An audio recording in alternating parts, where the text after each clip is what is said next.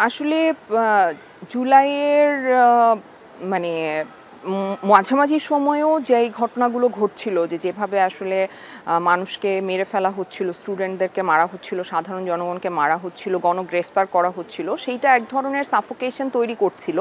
কিন্তু যেটা হয় যে আমরা তো একটা সুবিধাজনক জায়গায় আছি, মানে অ্যাজ এ সিটিজেন। সো সুবিধাজনক জায়গায় থাকলে আমরা বেশিরভাগ সময় কিন্তু আসলে যে কোনো সমস্যা নিয়ে খুব একটা কথা বলতে চাই না। সেই স্টেট অফ মাইন্ডও ছিল, আবার ধরেন এক ধরনের অস্বস্তিও কাজ করছিল। তো এরই মাঝে যখন অবস্থা খুবই আসলে খারাপের দিকে যাচ্ছে, যখন আমাকে যেটা সবচেয়ে স্ট্রাইক করেছে সেটা হচ্ছে যে হেলিকপ্টার থেকে যখন রিয়া গোপকে শ্যুট করা হলো এবং রিয়া গোপ যখন আসলে কিছুদিন পরে মারা গেল। আমার একটা মেয়ে সন্তান আছে। সো আমার মেয়ে আমার বাবার সাথে ছাদে যায় খেলতে এবং এটা ওদের ডেইলি রুটিন। সো আমার মেয়েও ওই দিন ছাদে থাকতে পারতো, আমিও বারান্দায় দাঁড়িয়ে আসলে দেখতে পারতাম যে কি হয়েছে। সো যেভাবে আসলে বাসায় থাকা মানুষদেরকেও হত্যা করা হচ্ছিল, ওই জিনিসটা দেখার পরে আসলে আমার কাছে মনে হয়েছে যে আমার আসলে কিছু একটা করা উচিত। তো একা একা তো কিছু করা সম্ভব না, এটা পসিবল না আসলে। তো আকরাম ভাই নামে আমাদের একজন ডিরেক্টর আছেন, ওনার সাথে আমি কখনো কাজও করি নাই, কখনো আমার ওনার সাথে কথাও হয় নাই। সো আমাদের একটা গ্রুপ আছে, মিডিয়ার গ্রুপ। ওই গ্রুপে উনি ২৭ তারিখে বা ২৬ তারিখে সম্ভবত উনি জুলাইয়ের একটা টেক্সট করলেন যে আমাদের স্টুডেন্টদের জন্য কিছু করা উচিত, আমরা এইভাবে বসে থাকতে পারি না, মানে আমাদের শিল্পী সমাজের কিছু করা উচিত। তো তখন ওখানে কেউ কোনো রিপ্লাই দেয় নাই, তো আমিও দেই নাই। আমি ওনাকে পার্সোনালি টেক্সট করেছি যে ভাইয়া আমি আপনার সাথে আছি, আপনি যাই করবেন আমাকে বলবেন। তো তখন উনি আমাকে বলছে আপনি সাহস করে আমাকে টেক্সট করেছেন, আপনি কেন গ্রুপে লিখছেন না? তো আমি বললাম কে আবার স্ক্রিনশট নিবে, কোথায় পাঠায় দিবে, আবার কি হবে, অ্যারেস্ট হয়ে যাব নাকি? তো বলছে আপনি সাহস করে ওখানে লিখে ফেলেন বাঁধন। তো তারপরে আমি সাহস করে লিখলাম যে আমি আছি ভাইয়া, আপনি কি করবেন আমাকে জানান। তো দেন আমি দেখলাম যে অনেক ইয়াং ডিরেক্টররা, প্রডিউসাররা ওরা রেসপন্স করা শুরু করলো, ইয়াং যারা আছে, যে আমরাও আছি ভাইয়া, আপনি বলেন কি করবেন। তো তারপরে আমরা ২৭ তারিখে একটা মিটিং করলাম এবং তখন পিপলুয়ার খান, ধ্রুব ভাই আর আকরাম ভাই এরা আসলে খুবই একটা বলিষ্ঠ ভূমিকা রেখেছেন আমাদের অ্যারেঞ্জ করার জন্য। এবং সাথে আমরা দৃশ্য মাধ্যম শিল্পী সমাজের যে ব্যানারটা তৈরি করেছিলাম সেটা হচ্ছে যে তখন ফটোগ্রাফাররা অনেকে আছেন, যারা আর্টিস্ট তারা আছেন, ইভেন ক্যামেরার পেছনে যারা কাজ করেন তারাও অ্যাড হলেন। তো পুরা সবাইকে নিয়ে আমরা অ্যারেঞ্জ করলাম যে আমরা অগাস্টের ১ তারিখে আসলে স্টুডেন্টদের পাশে গিয়ে দাঁড়াবো। তো এই জায়গাটা আসলে তৈরি হয়েছে বিকজ আমাদের সাফোকেশন। যদিও আমি যদি আমার জায়গা থেকে বলি, আমি কিন্তু অনেক সুবিধাভোগী একজন নাগরিক বাংলাদেশের, মানে একদমই। তো এখন ধরেন আমার কথা হচ্ছে যে আমি না গেলেও পারতাম হয়তো, কিন্তু আমার মানবিক যে দিকটা আছে, আমার যে মানবতা বোধ আছে, সেইটা আমাকে আসলে বাসায় থাকতে দেয় নাই। আমাকে আলটিমেটলি মনে হয়েছে যে না, আমার স্টুডেন্টদের পাশে যেয়ে দাঁড়ানো উচিত অ্যাটলিস্ট। আমাদের প্রোগ্রামটা যাতে না হয় সেটার জন্য কিন্তু কালচারাল মিনিস্টার তৎকালীন যে ছিলেন নাহিদ আপা, উনি আমার মেয়ের সরাসরি টিচার।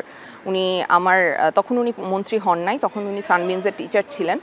তো উনি আমার মেয়ের সরাসরি টিচার, উনি আমাকে পার্সোনালি চেনেন। উনি আমাকে কিন্তু অনেকবার ফোন করেছেন, আমাদেরকে বিভিন্ন সংস্থা থেকে ফোন করা হয়েছে, আকরাম ভাই, ধ্রুব ভাইকে ফোন করেছে, পিপলু ভাইকে ফোন করেছে যাতে আমাদের প্রোগ্রামটা না হয়।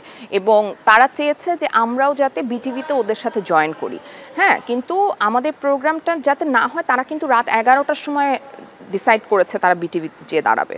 মানে এই ঘটনাটা আমি জানি, বিকজ আমি দেখেছি যে তখন কি হয়েছে।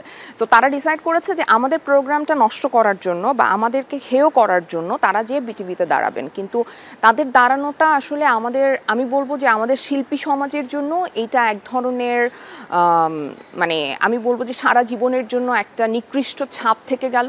যে কিছু শিল্পী যারা আসলেই শিল্পী, আমি তাদেরকে শিল্পী না এটা আমি অস্বীকার করছি না, তারা সবাই শিল্পী, কিন্তু তারা আসলে মানে ইতিহাসের সঠিক দিকে থাকতে পারেন নাই।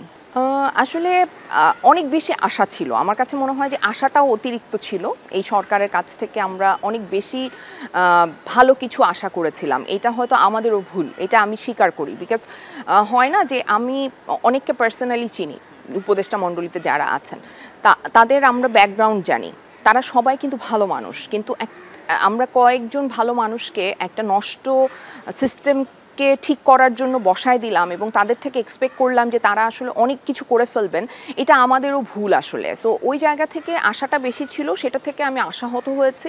বিকজ যেইভাবে আসলে মব কালচারটাকে মানে আমার কাছে মনে হয়েছে প্রশ্রয় দেওয়া হয়েছে, যেইভাবে বিভিন্ন স্থাপনা ভাঙচুরকে প্রশ্রয় দেওয়া হয়েছে, নারীর উপর সহিংসতাকে প্রশ্রয় দেওয়া হয়েছে, সেইটা আমার কাছে ভালো লাগে নাই একদমই। তারা দেশের কি উন্নয়ন করতে পারতো বা কি বৈদেশিক মানে সম্পর্কের ক্ষেত্রে কি কি করতে পারতো, এইগুলার চাইতেও অনেক বেশি ইম্পর্ট্যান্ট আমার কাছে যে দেশের ভেতরে বিরাজমান যে সিচুয়েশন সেটাকে তারা কিভাবে হ্যান্ডেল করেছেন। তাদের সেই হ্যান্ডেলিংয়ের জায়গাটা আমার কাছে ভালো লাগে নাই। সো যেহেতু ভালো লাগে নাই সেহেতু আমি ডেফিনেটলি ডিসঅ্যাপয়েন্টেড। কিন্তু আমি আশাবাদী একজন মানুষ। আমি মনে করি যে বাংলাদেশের মানুষের প্রাণ শক্তি অনেক বেশি এবং তারা সেটা বারবার প্রমাণ করেছে। সেটা আমরা ৭১-এ যখন মুক্তিযুদ্ধ করেছি, মানে যারা করেছেন আমাদের হয়ে তারা প্রমাণ করেছেন, আমাদের বিভিন্ন সময় বিভিন্ন অভ্যুত্থান হয়েছে তখনও তারা প্রমাণ করেছেন, এবং ২৪-এর যে গণ অভ্যুত্থান সেটা আমাদেরকে আবারও বুঝিয়ে দিয়েছে যে বাংলাদেশিরা আসলে কত প্রাণ শক্তি নিয়ে তারা মানে বেঁচে আছেন। সো সেই জায়গা থেকে আমি আশাবাদী যে অবশ্যই আমাদের দেশটা আমরা যেই রকম সুন্দর স্বপ্নের দেশ হিসেবে দেখতে চাই সেটা হবে।